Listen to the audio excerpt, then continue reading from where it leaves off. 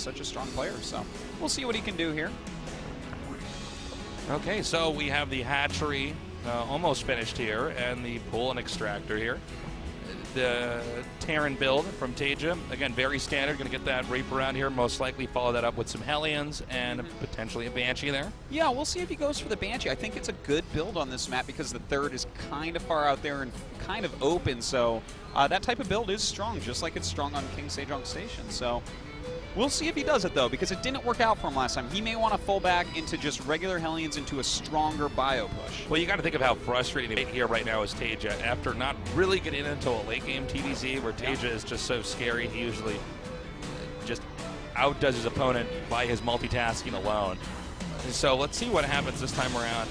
The Reaper now comes down here and is heading straight towards the main here. We'll see if he actually gets any drones. Typically, at this level of play, no drones are killed. Generally, there will be 0 drone kills, maybe 2 link kills. Yeah, but we'll see about that. So he is going after these links now. Of course, some very good micro there by Leenock, and he will lose one. But, you know, I like that Leenock, once again, is getting very quick speed. He is the type of Zerg that I feel like you give him some speed links, he'll get some stuff done.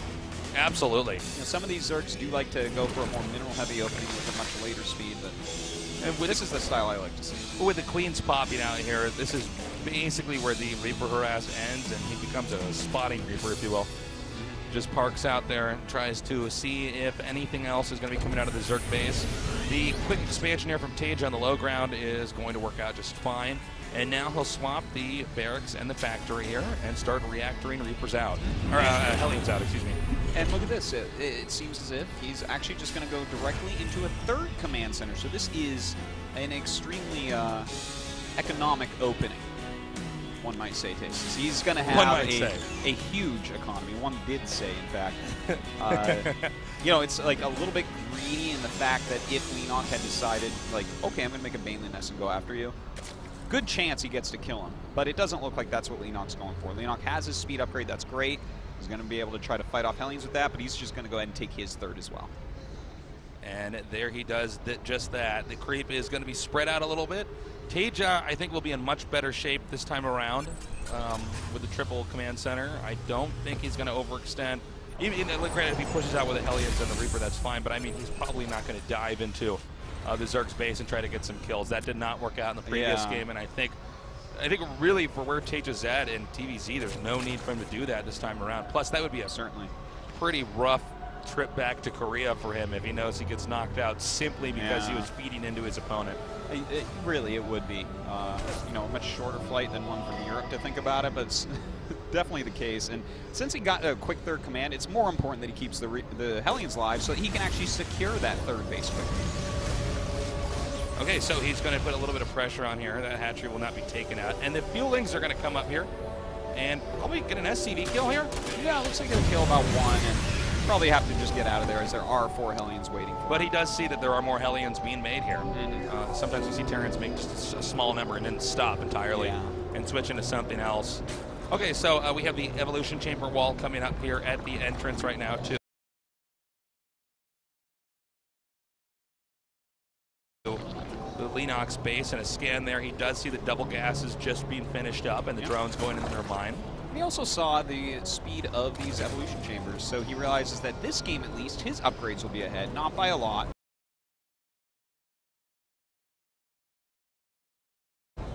But it is important because then there's not going to be a moment where the Zerglings just crush his army. Yeah, well, he'll have like a really tiny timing window if he gets right when the upgrade's finished to attack in and have a few second advantage. I think someone like Leenock probably won't allow something like that to happen, but we'll see. Now, ooh, some nice drone catches here with the Hellions. Very well done.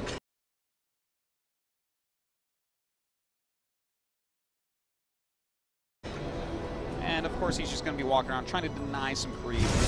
Doubtful that he'll even kill a Queen. Yeah, Queen's in this angle pretty much zone out the rest of these Hellions here. You know, the Hellions not initially targeting down specific Queens, and so they're going to get one kill there. Nicely done. A dozen Lings being produced, along with the creep tumors forcing their way across the map here. So Leenock's got a pretty good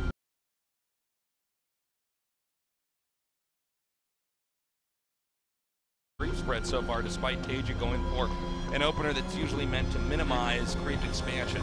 And that's really important as well. You need that creep spread out just so far to make sure that when these pushes come in, you have a lot of surface area. You have a big vision arc as well as surface area for your Zerglings to run around and actually get a good surround.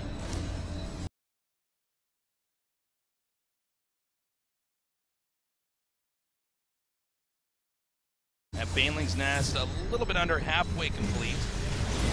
And also note, Leenock actually been pretty conservative with his Zerglings, as well as Taeja here with the Hellions. I mean, neither player wanting to lose anything too early on. And as I say that, though, the Lynx now move out. Ooh. This is not a bad angle here for the Hellions to really wipe out those Lynx. I'm kind of surprised Leenock came out at that moment there. It's a pretty open space, right? It's not like the Hellions were hugging. Maybe a little bit of a bad call there by Leenock, but again, not too impactful in the grand scheme of things. No, certainly not. Leenock does start his Baneling speed basically right away after he throws up the Spire. He's even getting Burrow, which is something we do see out of Leenock a lot. He does like to try to get Baneling landmines working. If they do, he gets... It's a pretty specific path Terran wants to push across, which is the high ground area here, to really utilize that. So it's not a bad idea to set those traps, since you can pretty much predict where they're going to be at. A lot of Lings out on the map, and Taeja is doing his first really big dedicated push. Now this is where it gets scary, right? Yeah. Will Leenock be able to hold this? And look at this, a nice counterattack, catching a lot of these reinforcements. Yeah, really nice to reduce that marine counter early on, and he actually spills into the expansion area. He's going to take out the bunker. Meanwhile, the Baneling's taking out the attack over here in the front. Artosis, I think there's a chance Taeja's going to get 2-0'd here and get knocked out of this tournament. A very good chance indeed, Tace, as these Zerglings continue to get work done while he held off everything at home. Leenock playing fantastically so far here today. And the Lings are going to wipe out the SC2 expansion that were actually pulled out, I would say, way too late now. And still enough Ling presence here to not only take that second out, but the third as well. Notice he's keeping the Banelings back here to try to hit the SCVs later on, and now they move up. And he, with Baneling speed, he will roll in, killing off quite a bit there, getting the missile turret and a lot of SCVs. Warlings going up into the natural as well. This could be the point of no return, man. I mean, this is 64 workers to 36 and more Banelings. Plenty of Banelings being made right outside here of this expansion. That's right, and oh my god, both Widow Mines. Yeah, I thought that Widow Mine was not going to go down for a second, but in the very last second, it does get picked off. The Banelings are now retreating. Mutas are being incorporated into the game too here, so this is going to be a really nice switch for Leenock as he goes into that next phase of the Zerg mid game, getting the Mutas out here with the Lings and the Banelings. It's going to be very tough for Taeja to control all three bases, and probably impossible for him to push. Also note he's going to drop here. Now, I wouldn't say this is bad, but if it does not work out, he pretty much loses. I mean, he's already lost so many units, and if once you start to lose drops and you're behind, that's pretty much game. Look, and on top of all of this, Stasis, 2-2 started for Leenock first, and in fact, that second armor really slow here for Taeja because of all the damage he's taken. So he's even getting ahead in that. He continues to use Burrow, which is going to force less mules out, which really exacerbates the damage done to the economy of Taeja. Yeah.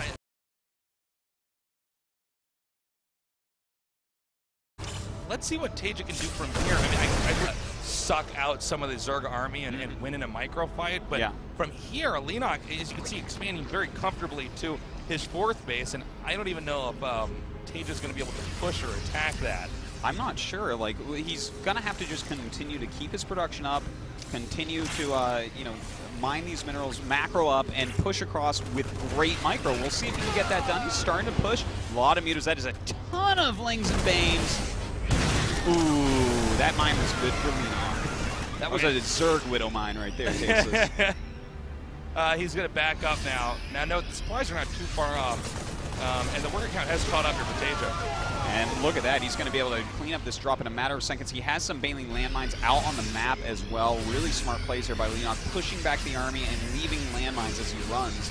If he gets even one landmine off successfully, it could end the game, but look at this. Taeja, really smart, realizes, oh, you know what I think Leenock's doing? He's trying to catch me off guard with these burrowed units.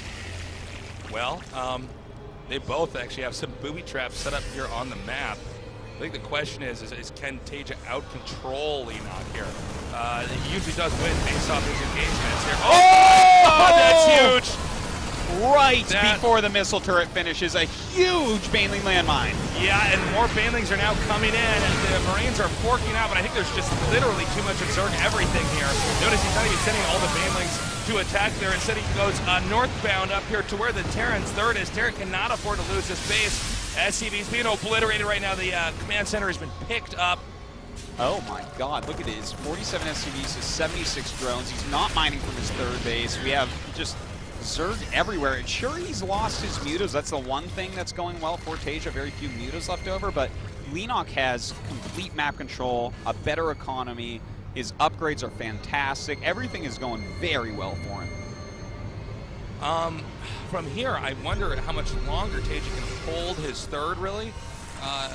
Even if he has to transfer some more SCVs over there, if more SCVs die at that third, this is going to be a pretty big setback. He picks up now. You can see he can really not even get across the halfway point on the map here.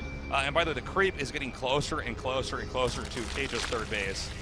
I mean, really, Taeja is hanging on by a thread right now. Yeah. He certainly is, but he's setting up a nice defensive formation. He has a lot of these Widow Mines. He's about to have +3 attack for his Marines, which makes a big difference because 3-3 is always late for Zerg, and we'll see if that pays off. Right now we do have Leenock moving in, picks off a little bit, and backs up. Regrouping now by the watchtower is Leenock. He's trying to pick off a few units here and there. He does have an Overseer to try to take out those Widow Mines. Nicely done. One is taken out there. A little bit confused about that Baneling attack there. Looks like he just wanted a few in there to make sure those Marines had to run back. Continues to push forward. The Widow Mines do go up and really nice targeting by Leenock, just shaving off those Widow Mines and then backing up. Yeah. And I didn't know he was old enough to shave, but he shaved those right off.